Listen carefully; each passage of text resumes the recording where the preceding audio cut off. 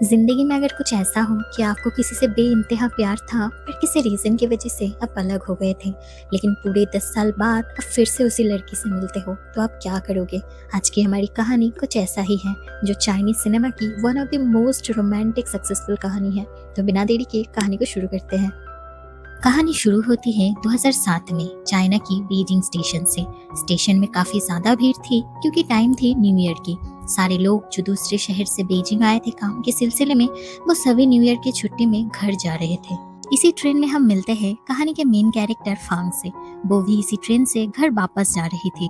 TT फांग से उसका ticket मांगता है, पर फांग को अपना टिकट कहीं भी नहीं मिल रही थी।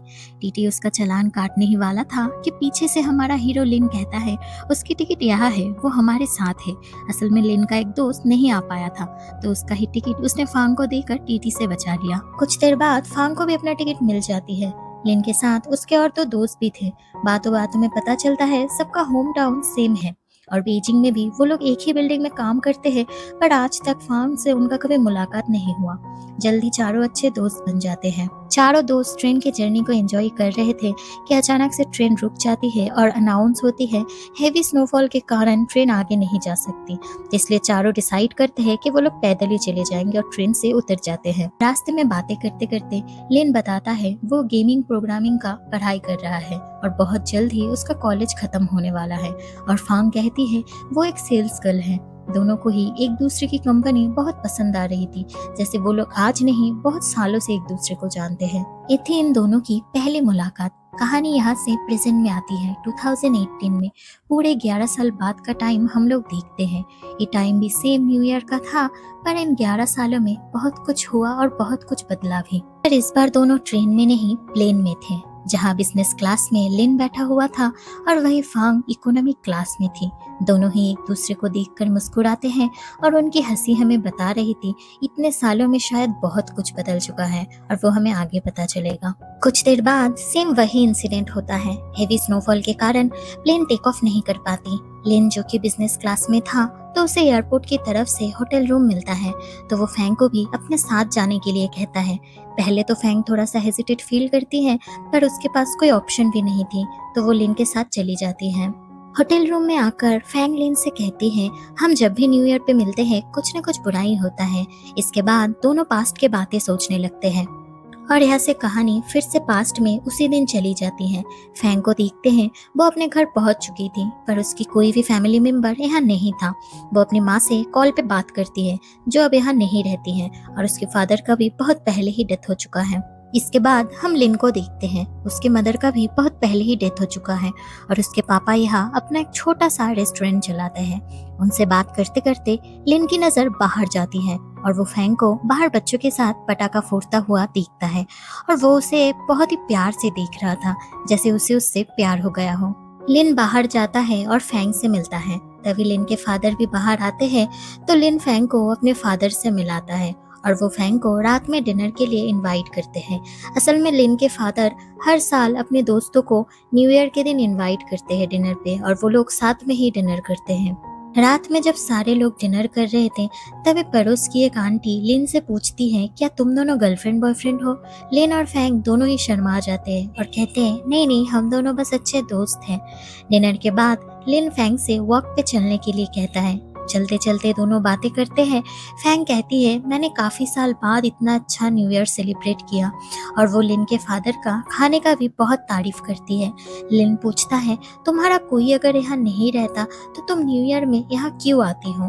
फैंग कहती है उसे इस जगह से प्यार है, वो बस किसी भी तरह यहाँ से जुड़े रहना चाहती है। फैंग ये भी कहती है वो 4 साल से बीजिंग में है, बस वहाँ का कोई सेटल लड़का देखकर वो शादी करना चाहती है। असल में फैंग की फाइनेंशियल कंडीशन ज़्यादा अच्छी नहीं है और ना ही वो ज़्यादा एडुकेटेड है, तो इसके अलावा उसके पास और कोई रास्ता नहीं है बीजिंग में सरवाइव करने के लिए। फैंग के कहने पर लिन भी कहता है उसका भी सपना है कि वो खुद का गेमिंग प्रोग्रामिंग करे, ताकि वो एक बड़ा आदमी बन सके और लाइफ में सेटल हो सके। ये सब बोलकर दोनों ही आसमान में पटाखा फोड़ता हुआ देखते हैं और अपने अपने सपनों के बारे में चिल्लाकर कहते हैं। न्यू ईयर की छुट्टी खत्म हो चुकी थी और दोनों ही अपने अपने बिजी लाइफ में वापस बीजिंग आ चुके थे। हम फैंग को देखते हैं वो बहुत सारा काम करती थी, कभी जिम में डस्टिंग, पार्लर का काम, सीलिंग, हर वो काम जिससे कि वो यहाँ सरवाइव कर पाए।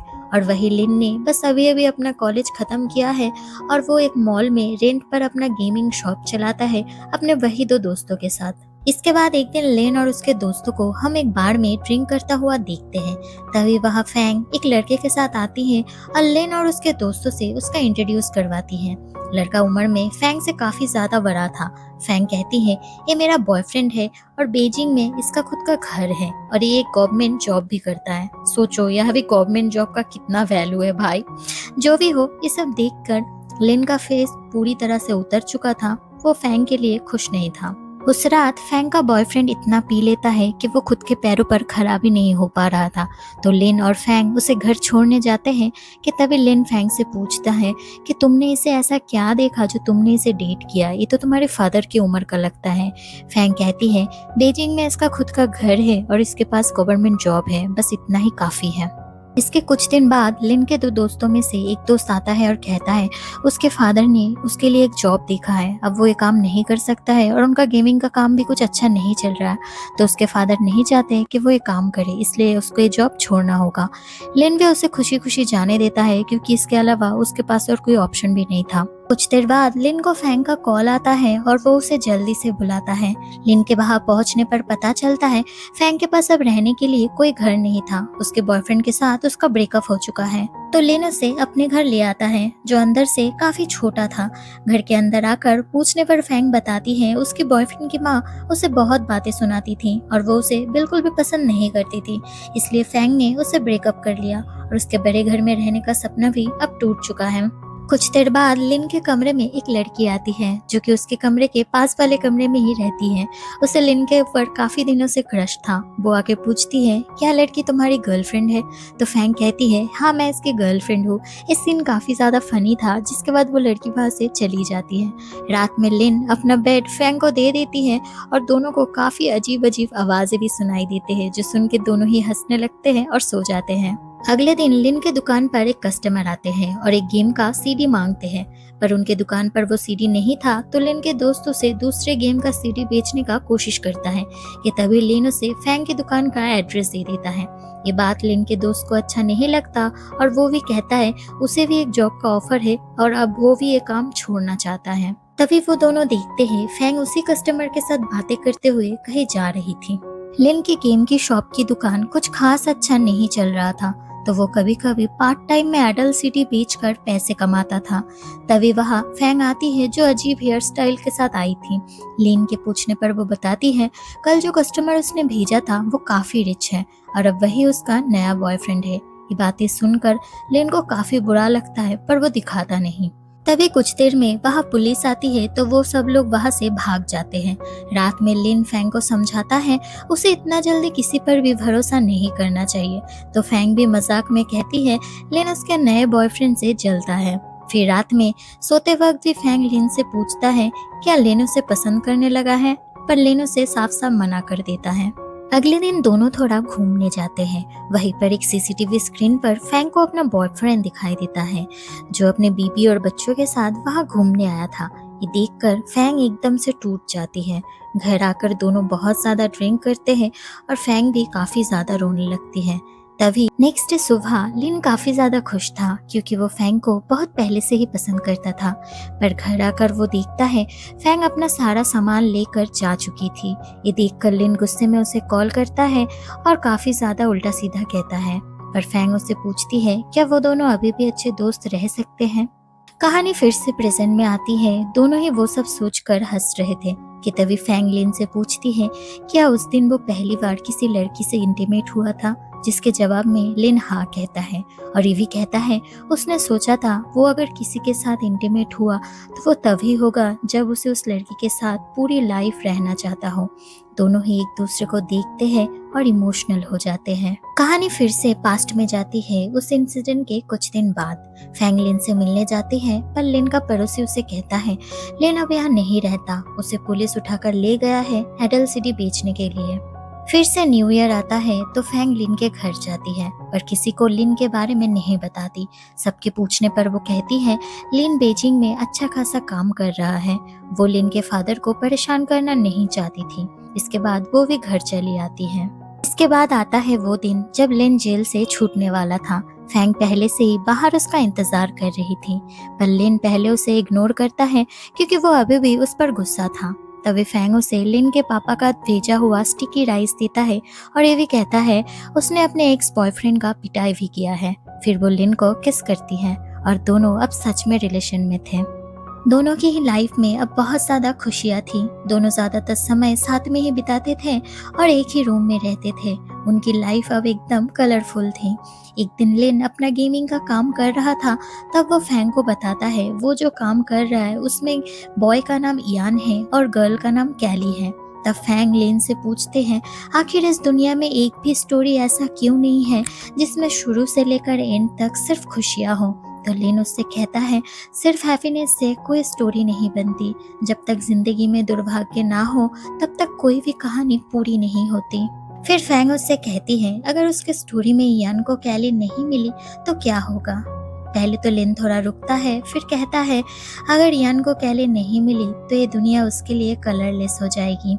कहानी फिर से प्रेजेंट में आती है और तब लिन के फोन पर एक कॉल आता है और हमें पता चलता है कहानी का सबसे बड़ा सच, जो मेरे लिए तो काफी ज्यादा हार्ट ब्रोकन था। एक कॉल था लिन के बेटे का, मतलब उसका शादी हो चुका है और उसका एक बेटा भी है। उसका बेटा जिद करता है होटल का रूम देखने के लिए और ऐसी सिचुएशन में फैंग काफी ज्यादा एम्बेरस्ड फील करती है। वो पहले तो बेड के नीचे छुपती है, फिर मौका देखकर बाहर चली जाती है। कुछ देर बाद लिन उसे होटल की खिड़की से देखता है। फैंग बर्फ में खेल रही थी और उसे भी बुला रही थी।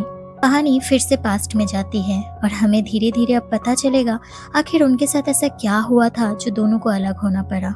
हम देखते हैं लिन और फैंग बस का इंतजार कर रहे थे। फैंग तब लिन से कहती है वो अब फिर से जॉब करना चाहती है ताकि लिन पर थोड़ा कम प्रेशर पड़े, वो गेम प्रोग्रामिंग में भी ज्यादा ध्यान दे पाए। लिन भी इसके लिए मान जाता है। लिन अब एक कॉल सेंटर में काम कर रहा था और फैंग एक रियल एस्टेट कंपनी में। दोनों स्ट्रगल कर रहे थे फिर भी बहुत खुश थे। एक दिन फैंग लिन से कहती है अगर हमारा ब्रेकअप हुआ तो हम कभी नहीं मिलेंगे, पर लिन कहता है हमारा ब्रेकअप कभी होगा ही नहीं और हम हमेशा साथ रहेंगे। कहानी एक बार फिर से प्रेजेंट में आती है और प्रेजेंट में इनका लाइफ कलरलेस इसलिए है क्योंकि लिन ने एक बार कहा था कि अगर यान को कैली नहीं मिली तो उसके लिए पूरी लाइफ कलरलेस हो जाएगी। इसीलिए इन दोनों की लाइफ हमें कलरलेस दिखाई गई है। जहाँ फैंग लिन से पूछती है हमारा ब्रेकअप क्यों हुआ था, लिन कहता है वो अब मैटर नहीं करता है, पर मैटर ये करता है इसके बाद भी हम मिले। फैंग की लाइफ में क्या चल रहा है पूछने पर वो साफ सब कुछ बताती नहीं। कहानी अब फिर से पास्ट में जाती है और साल था 2009 का। इनको मिले अब 2 साल हो चुके थे। न्यू ईयर में फैंग और लिन घर जा रहे थे और उन्होंने एक कार भी रेंट पर लिया था क्योंकि इस बार लिन के सारे स्कूल फ्रेंड्स आने वाले थे और वो बस उन लोगों को दिखाना चाहता था कि बीजिंग में वो अच्छा खासा कमा रहा है। पर पार्टी में लिन के दोस्तों को सच समझ में आ जाता है और वो लोग उसका मजाक उड़ाते हैं, जिससे लिन को काफी ज्यादा बुरा। अगले दिन सुबह लिन के फादर उसे समझाते हैं जो तुम नहीं हो वो दिखाने की कोशिश मत करो, पर इससे लिन और गुस्सा हो जाता है और वहां से चला जाता है। रास्ते में भी फैंग लिन को समझाता है कि पैसे होना ही सब कुछ नहीं होता, हम दोनों साथ है और खुश है काफी है, पर वो उसकी बात का भी गलत मतलब निकालता है और पहली बार दोनों में झगड़ा हो जाता है। लिन अब अपनी गरीबी से बहुत ज्यादा फ्रस्ट्रेटेड हो चुका था। वो कॉल सेंटर में एक कस्टमर से मिसबिहेव करता है, जिसके कुछ देर बाद वो कस्टमर वहां आता है और लिन को बहुत पीटता है। रात में जब फैंग और लिन एक जगह खाना खा रहे थे, कुछ लड़के फैंग पर उल्टा सीधा कमेंट पास कर रहा था, जिससे लिन गुस्सा होकर उन लोगों से लड़ाई कर लेता है। पर इससे फैंग बहुत ज्यादा गुस्सा हो जाती है और लिन को एक थप्पड़ मारती है। उनके लाइफ में अब बहुत सारा परेशानी आने लगी थी। प्यार तो था पर पैसों की कमी इनके रिश्ते पर पड़ रही थी। कुछ दिन बाद रेंट ना दे पाने के कारण उन्हें घर खाली करना पड़ता है और अब वो लोग एक बेसमेंट जैसे रूम में रहने लगे थे। पर इस सब से अब फैंग भी पूरी तरह से थक चुकी थी। लिन के पापा का कॉल आता है, पर इस बार वो न्यू ईयर पे घर नहीं जाने वाला था, पर फैंग ने डिसाइड कर लिया था कि वो जाएगा और उसने ट्रेन का टिकट भी ले लिया था क्योंकि अब वो ये सब बस छोड़कर जाना चाहती थी। लिन गेम खेल रहा था, तब फैंग कहती है ब्रेकअप के बाद हम कभी नहीं मिलेंगे और लिन को बाय बोलकर चली जाती है। पर लिन के कान पर हेडफोन था तो उसे कुछ सुनाई नहीं देता। पर कुछ देर बाद उसे रियलाइज होता है फैंग आसपास नहीं है, तो वो भागकर स्टेशन पहुंचता है और फैंग को ढूंढने लगता है। कुछ देर बाद उसे फैंग दिखती है पर वो कुछ नहीं बोल पा। कहानी अब फिर से प्रेजेंट में आती है, जहाँ लिन फैंग से पूछता है, उस दिन अगर तुम मुझे छोड़कर नहीं जाती तो क्या हमारी लाइफ में कुछ फर्क पड़ता? जवाब में फैंग कहती है, अगर उस दिन तुमने मुझे रोक लिया होता तो मैं पूरी जिंदगी तुम्हारे साथ रहती। लिन कहता है, आज मेरे पास वो सब है जो मैं लाइफ से पाना चाहता था, सिवाय तुम्हारे। फिर वो फैंग का हाथ जोर से पकड़ता है और भागकर होटल के रूम की तरफ जाने लगता है कि तभी लिन का एक दोस्त उसे पहचान लेता है और वो फैंग का हाथ छोड़ देता है, जिससे फैंग को काफी बुरा लगता है और वो रूम में नहीं जाना चाहती थी। फिर वो लोग एक कार रेंट पर लेते हैं ताकि बाई कार वो लोग घर जा पाए। कार में जाकर फैंग और लिन दोनों ही रोने लगते हैं। फैंग कहती है, मैं अपने सारे एक्स बॉयफ्रेंड के लिए बहुत ही लकी रही हूँ, सब आज वेल सेटल्ड है। पर लिन कहता है, पर तुम आज लाइफ में अकेली हो गई हो। फैंग कहती है, वो आज भी लिन को बहुत मिस करती है। लिन भी कहता है वो भी फैंग को बहुत मिस करता है। फिर दोनों ही एक दूसरे को हक करते हैं और बहुत रोते हैं। अब कहानी फिर से पास्ट में जाती है। हम देखते हैं फैंग के जाने के बाद लिन बहुत ज़्यादा डिप्रेशन में चला गया था। कुछ दिन बाद वो रियलाइज करता है वो अभी भी अपना हालत सुधार सकता है। फिर वो दिन रात गेम प्रोग्रामिंग में मेहनत करता है और एक ऐसा गेम बनाता है जिसमें अगर एंड में यान को कैली नहीं मिलती तो गेम कलरलेस हो जाती है। फिर वो गेम को अपलोड कर देता है और कुछ दिन में उसका गेम बहुत ज़्यादा पॉपुलर हो चुका था, जिससे धीरे धीरे उसका हालत सुधारने लगा था। और एक दिन चाइना के कंपनी उसका गेम खरीद लेता है और उससे वहाँ एक अच्छा खासा जॉब भी ऑफर करता है। फिर एक दिन फैंग एक जगह खाना खा रही थी और तब उसे टीवी पर लिन का इंटरव्यू दिखता है। लिन वहाँ कहता है इस गेम की इंस्पिरेशन उसे अपने और फैंग के रिश्ते से मिली है, जो सुनकर फैंग काफी ज्यादा खुश होती है। इसके बाद उसने फैंग को बहुत कॉल और मैसेजेस किया पर फैंग ने कभी रिप्लाई नहीं किया। तो लिन एक दिन उसे मैसेज करता है कि उसने उन दोनों के ब्रेकअप के बारे में अपने फादर से अभी तक बात नहीं की, तो वो चाहता है कि फैंग उसके घर आए न्यू ईयर पे और साथ मिलकर वो दोनों अपने फादर को बताएं। न्यू ईयर पे जब लिन घर पहुंचता है तो वो देखता है फैंग वहाँ पर पहले से ही मौजूद था। इस बार लिन ने अपने फादर को एक टीवी गिफ्ट किया था और वो उन्हें ठीक से चलाना नहीं आ रहा था। कुछ देर बाद लिन कहता है उसने बीजिंग में एक फ्लैट लिया है और वो चाहता है फैंग और उसके फादर उसके साथ बीजिंग में रहे। पर इस बात से लिन के फादर गुस्सा हो जाते हैं और कहते हैं मैंने अपनी पूरी जिंदगी पर यहीं पर काटी है और मैं यहीं रहना चाहती हूँ। जिस बात से लिन गुस्सा हो जाता है और बाहर से चला जाता है। इसके बाद फैंग लिन को रोकने जाती है और कहती है उसे अपने फादर से इतना रूड बिहेव नहीं करना चाहिए था। लिन कहता है उसका कभी भी खुद का घर नहीं था, इसलिए जब उसे अपना पहला पेचेक मिला तो उसने खुद का फ्लैट खरीदा। फैंग कहती है उसने ब्रेकअप उससे इसलिए नहीं किया था क्योंकि उसके पास खुद का घर नहीं था, उसने ब्रेकअप इसलिए किया था क्योंकि अब वो पहले वाला लिन नहीं रहा। लिन उससे कहता है कि वो उसे एक और मौका दे और उसके साथ बीजिंग में जाके रहे। पर फैंग उससे कहती है जब उसने उसे अपने बुरे दिनों पर साथ रखना सही नहीं समझा तो उसके अच्छे दिनों पर वो उसके साथ कैसे रह सकती है। असल में फैंग उससे गुस्सा थी क्योंकि उस दिन स्टेशन पर पहुंचने के बाद भी लिन ने उसे नहीं रोका था। इसके बाद कहानी फिर से प्रेजेंट में आती है, जहाँ लिन कहता है उसका फादर चाहते थे वो दोनों हमेशा साथ रहे और खुश रहे। 2015 में उसने पहली बार अपनी वाइफ से अपने फादर को मिलवाया था, पर उनको तब तक समझ नहीं आया कि फैंग नहीं है क्योंकि उनकी आंखें तब तक पूरी तरह से खराब हो चुकी थी। लिन के फादर अब इस दुनिया में नहीं रहे। फिर वो फैंग को उसके घर छोड़ देता है और वहां से अपने घर चला आता है। कुछ दिन बाद जब वो अपने फादर का चीजें देख रहा था तो उसे फैंग के नाम का एक लेटर मिलता है जो उसके फादर ने फैंग के लिए लिखा था, पर सेंड करने से पहले ही वो इस दुनिया से चले गए। तो लिन उसे बिना पढ़े फैंग को सेंड कर देता है। इसके बाद फैंग लेटर पढ़ना शुरू करती है जिसमें लिखा हुआ था इस बार का न्यू ईयर उन्होंने अकेले ही सेलिब्रेट किया, जिस बीच उन्होंने फैंग को बहुत मिस किया। जब वो लिन के वाइफ से मिले उन्हें लगा था वो फैंग थी पर वो तुम नहीं थी। वो हमेशा से चाहते थे फैंग और लिन की शादी हो, पर भले ही उन दोनों की शादी ना हुई हो पर फैंग उनके लिए हमेशा से उनकी फैमिली थी। जब वो बीजिंग की जिंदगी और ये भी लिखते हैं लिन अब बहुत समझदार हो चुका है और ये सिर्फ फैंग के कारण। ये लेटर काफी इमोशनल था तो फैंग रोने लगती है। फिर वो लिन का बनाया हुआ गेम खेलती है और वो उस सीक्रेट कोड को समझ जाती है और गेम जीत जाती है। जिससे लास्ट में यान को कैली मिलती है और गेम कलरफुल हो जाती है। ये थे लिन और फैंग की जिंदगी की एक इमोशनल कहानी। आपको क्या लगता है, अगर उस दिन फैंग लिन को नहीं छोड़ के जाती तो क्या लेना जो है वो बन पाता, या फिर अगर उस दिन लिन ने फैंग को रोक लिया होता तो क्या दोनों आज साथ होते? जो भी आपको लगता है कमेंट में ज़रूर बताइएगा। और आपको अगर स्टोरी अच्छी लगी तो एक लाइक ज़रूर कर दीजिएगा, और अगर आपको ऐसी स्टोरी देखना पसंद है तो मेरे चैनल को सब्सक्राइब ज़रूर करना।